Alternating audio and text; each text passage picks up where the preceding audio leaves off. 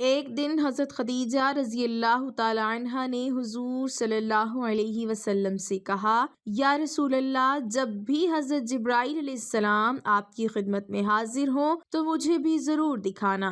حضور صلی اللہ علیہ وسلم مان گئے۔ پھر جب حضرت جبرائیل علیہ السلام آئے اور حضرت خدیجہ نے جیسے ہی حضرت جبرائیل کو دیکھا تو اچانک سے حضرت خدیجہ رضی اللہ تعالی عنہا بسم اللہ الرحمن الرحیم خدیجہ بنت خولید مکہ کی ایک معزز، مالدار، اعلیٰ نسب خاتون جن کا تعلق عرب کے قبیلے قریش سے تھا، جو حسن صورت و سیرت کے لحاظ سے طاہرہ کے لقب سے مشہور تھیں۔ انہوں نے محمد صلی اللہ علیہ وسلم کو تجارتی کاروبار میں شریک کیا اور کئی مرتبہ اپنا سامان تجارت دے کر بیرون ملک بھیجا۔ وہ آپ صلی اللہ علیہ وسلم کی تاجرانہ حکمت، دیانت، صداقت، محنت اور اعلیٰ اخلاق سے اتنی متاثر ہوئیں کہ آپ نے حضور صلی اللہ علیہ وسلم کو شادی کا پیغام بھجوایا، جس کو حضور صلی اللہ علیہ وسلم نے اپنے بڑوں کے مشورے سے قبول فرمایا۔ اس وقت ان کی عمر 40 سال تھی، جبکہ حضور صلی اللہ علیہ وسلم صرف 25 سال کے تھے۔ حضرت خدیجہ نے سب سے پہلے اسلام قبول کیا اور پہلی ام المومنین ہونے کی سعادت حاصل کی، اور 25 سال نبی اکرم صلی اللہ علیہ وسلم کی اکلوتی زوجہ اور غمگسار شدید ترین مشکلات میں ساتھی تھیں۔ بقیہ تمام ازواج النبی ان کی وفات کے بعد زوجہ بنی۔ نبی صلی اللہ علیہ وسلم کی ساری اولاد خدیجہ سے پیدا ہوئی، اور صرف ابراہیم جو ماریہ قبطیہ سے تھے، جو سکندریہ کے بادشاہ اور قبطیوں کے بڑے کی طرف سے نبی صلی اللہ علیہ وسلم کو بطور ہدیہ پیش کی گئی تھیں۔ خدیجہ نے 10 نبوی کو انتقال فرمایا۔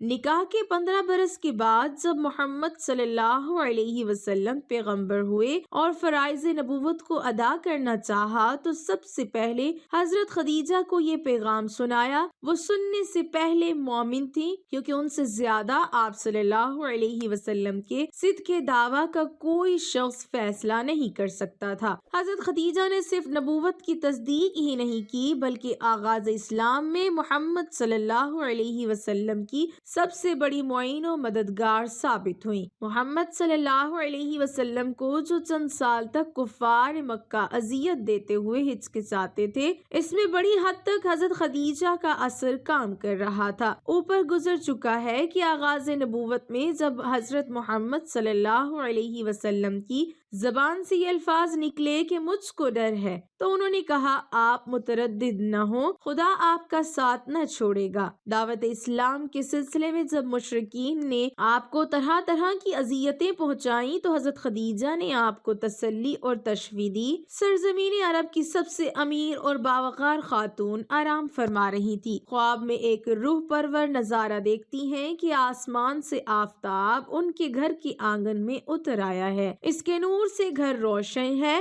روشنی اور نور اتنا زیادہ ہوتا ہے کہ مکہ مکرمہ کا کوئی گھر ایسا نہ تھا جو اس نور کی روشنی سے روشن نہ ہوا ہو۔ اس خوبصورت خواب سے جب وہ بیدار ہوتی ہیں تو خوشگوار حیرت میں مبتلا ہوتی ہیں کہ بہت اچھا اور عجیب و غریب خواب تھا۔ انہوں نے اپنے طور پر اس خواب کی تعبیر نکالنے کی بہت کوشش کی، مگر وہ کوئی بھی نتیجہ نہ نکال سکی۔ پھر انہیں اپنے چچا زاد بھائی ورقہ بن نوفل کا خیال آیا، جو اس دور کا مشہور عالم تھا۔ اپنے خواب کی تعبیر کے سلسلے میں آپ اپنے اس چچا زاد عالم فاضل شخص کے پاس گئیں، اپنا خواب سنایا۔ ورقہ بن نوفل نے توجہ سے خواب سنا تو اس کا چہرہ خوشی سے روشن ہو گیا۔ وہ بولا، یہ بہت ہی مبارک خواب ہے، اور کہا، تم نبی آخر الزمان سے شادی کرو گی۔ معزز خاتون کو پھر بالکل یقین نہ آیا کہ کیا آخری نبی مجھے اپنی زوجیت میں لے لیں گے۔ انہوں نے پوچھا، ان کا ظہور کب ہوگا؟ تو ورقہ بولا، آسمانی کتب کے مطابق آخری نبی کی ظہور کا زمانہ یہی ہے۔ خواب کی تعبیر سن کر آپ واپس آ گئیں۔ خواب کی تعبیر سن کر آپ کے اندر خوشی و انبساط کی لہریں اٹھ رہی تھیں، کیونکہ وہ اتنی بڑی سعادت کا تصور بھی نہیں کر سکتی تھیں۔ کائنات کی اس عظیم خاتون کا نام حضرت خدیجہ بنت خولید رضی اللہ تعالی عنہ تھا، جو سرزمین عرب کی عرب پتی خاتون تھی۔ آپ حسین و جمیل، اعلیٰ نسب، سرزمین عرب کی بہت بڑی رئیسہ تھیں۔ قریش کے اکابرین و اشراف آپ کو کئی بار نکاح کی درخواست کر چکے تھے، لیکن آپ ہر بار انکار کر دیتی۔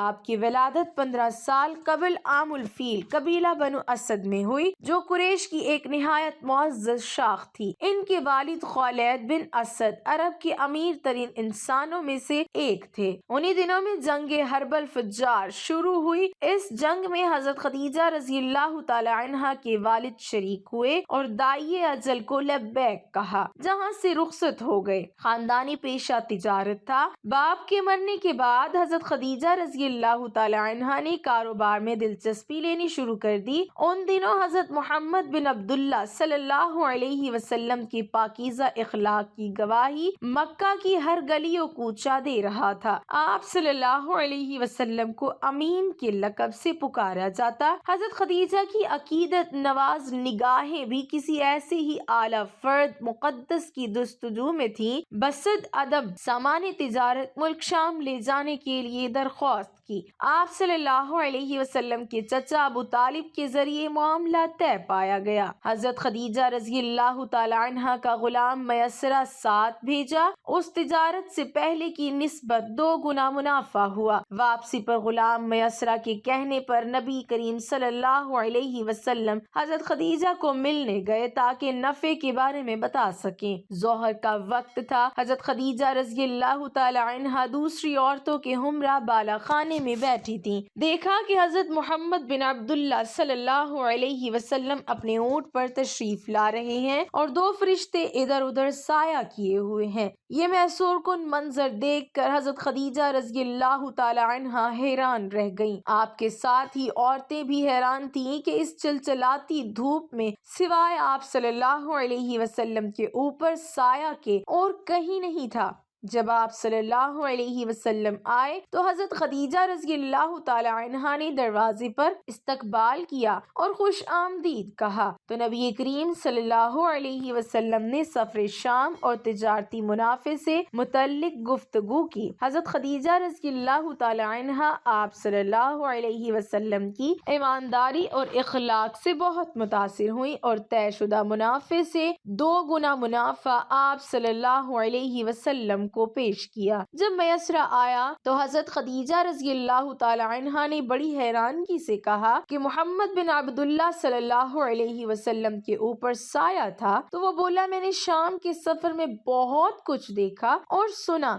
جب بھی ہمارا قافلہ چلتا اور دھوپ تیز ہوتی تو 2 فرشتے آپ صلی اللہ علیہ وسلم پر سایہ کرتے تھے۔ میسرہ نے دوران سفر بہت سارے روح پرور واقعات کا ذکر کیا تو حضرت خدیجہ رضی اللہ تعالی عنہا کو اپنا وہ خواب یاد آ گیا اور سوچنے لگی کیا محمد بن عبداللہ صلی اللہ علیہ وسلم نبی آخر الزمان ہے۔ پھر حضرت خدیجہ رضی اللہ تعالی عنہا نے اپنی سہیلی نفیسہ کے ذریعے آپ صلی اللہ علیہ وسلم کو شادی کا پیغام بھیجا اور پھر آپ صلی اللہ علیہ وسلم کی ایماکر اکابرین خاندان کی موجودگی میں آپ صلی اللہ علیہ وسلم سے نکاح ہو گیا اور اپنا سارا مال نبی کریم صلی اللہ علیہ وسلم کے قدموں میں ڈال دیا کہ آپ صلی اللہ علیہ وسلم جس طرح چاہیں استعمال فرمائیں۔ حضرت خدیجہ رضی اللہ تعالی عنہا کے پاس بے شمار باندیاں اور غلام تھے، لیکن آپ صلی اللہ علیہ وسلم کی محبت نے یہ گوارا نہ کیا کہ کوئی اور آپ صلی اللہ علیہ وسلم کی خدمت کرے۔ اس سعادت کو وہ خود سمیٹنا چاہتی تھیں۔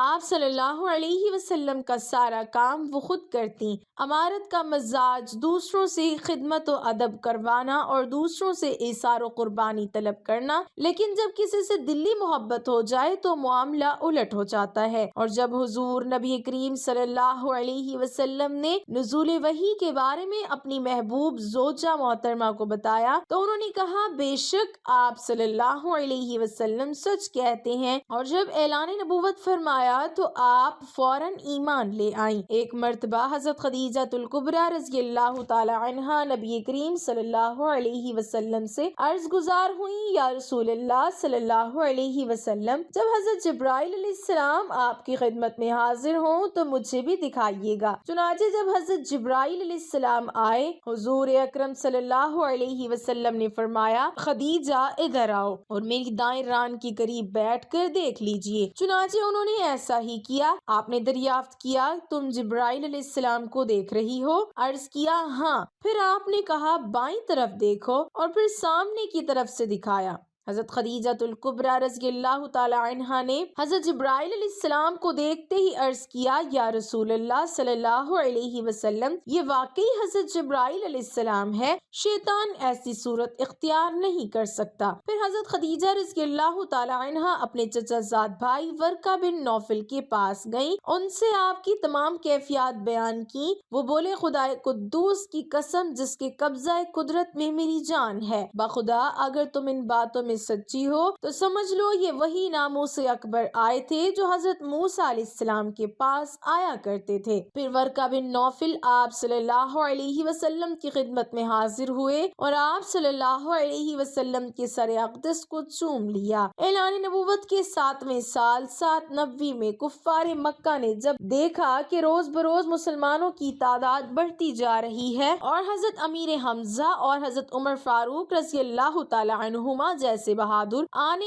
قریش بھی دامن اسلام میں آ گئے تو غیظ و غضب میں یہ لوگ آپے سے باہر ہو گئے اور تمام سرداران قریش اور مکہ کے دوسرے کفار نے یہ اسکیم بنائی کہ حضور صلی اللہ علیہ وسلم اور آپ کے خاندان کا مکمل بائیکاٹ کر دیا جائے اور ان لوگوں کو کسی تنگ و تاریک جگہ میں محصور کر کے ان کا دانا پانی بند کر دیا جائے تاکہ یہ لوگ مکمل طور پر تباہ و برباد ہو جائیں۔ چنانچہ اس خوفناک تجویز کے مطابق تمام قبائل قریش نے آپس میں یہ معاہدہ کیا کہ جب تک بنی ہاشم کے خاندان والے حضور صلی اللہ علیہ وسلم کو معاذ اللہ قتل کے لیے ہمارے حوالے نہ کر دیں، کوئی شخص بنو ہاشم کے خاندان سے شادی بیاہ نہ کرے، کوئی شخص ان لوگوں کے ہاتھ کسی قسم کے سامان کی خرید و فروخت نہ کرے، کوئی شخص ان لوگوں سے میل جول سلام و کلام اور ملاقات اور بات نہ کرے، کوئی شخص ان لوگوں کے پاس کھانے پینے کا کوئی سامان نہ جانے دے۔ منصور بن اکرمہ نے اس معاہدے کو لکھا اور تمام سرداران قریش نے اس پر دستخط کر کے اس تجاویز کو کعبہ کے اندر آویزاں کر دیا۔ ابو طالب مجبوراً حضور اقدس صلی اللہ علیہ وسلم اور دوسرے تمام قبائل والوں کو لے کر پہاڑ کے اس گھاٹی میں جس کا نام شعیب ابی طالب تھا پناہ گزین ہوئے۔ ابو لہب کے سوا خاندان بنو ہاشم کے کافروں نے بھی خاندانی حمیت و پاسداری کی بنا پر اس معاہدے میں حضور صلی اللہ علیہ وسلم کا ساتھ دیا اور سب کے سب پہاڑ کے اس تنگ و تاریخ درے میں محصور رہ کر قیدیوں کی زندگی بسر کرنے لگے اور یہ 3 برس کا زمانہ اتنا سخت اور کٹھن گزرا کہ بنو ہاشم درختوں کے پتے اور سوکھے چمڑے پکا پکا کر کھاتے تھے اور ان کے بچے بھوک پیاس کی شدت سے تڑپ تڑپ کر دن رات رویا کرتے تھے۔ سنگ دل اور ظالم کافروں نے ہر طرف پہرا بٹھا رکھا تھا کہ کہیں سے بھی گھاٹی کے اندر دانا پانی نہ جانے پائے۔ یہاں محصوری کے عرصے میں حضرت خدیجہ الکبریٰ رضی اللہ تعالی عنہا کی صحت بہت متاثر ہوئی کیونکہ آپ نے ساری عمر آرام و راحت میں ملکہ کی طرح گزاری تھی۔